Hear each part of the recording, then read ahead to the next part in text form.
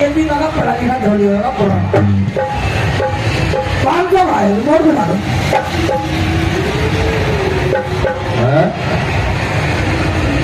इधर आइए बे हाँ जी ये कैसा नोट लिए फिर आज अपनी नोट और मुझे दे रहा चला जाना भी पुलिस बुला लूंगा मैं चाचा मैंने मजाक कर लिया था अभी मैं भी सही की मजाक कर दूंगा पकड़ अपने नोट किया मैंने मजाक कर लिया था चाचा मजाक बुलाना नहीं जा रहा अभी बुला पुलिस को पकड़ रहा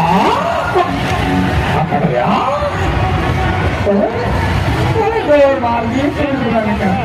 भाई जाना आज जी हाँ गड़बड़ होगी क्या हुआ हाँ मैं तो गया यूँ का पढ़ा लिखा ना होगा बैठे दे देगा आराम से अच्छा पढ़ा लिखा लेके पढ़ लिया 600 का नोट है सेठी हाँ मैंने तुमसे पहले कहा था गाँव में चले जाओ मैं गाँव में जाएगा कर रही है सारी है पैसे बुद्धि में लगे लो अच्छा ठीक है गाँव में जाओ चलो गाँव में जाके और मैं तो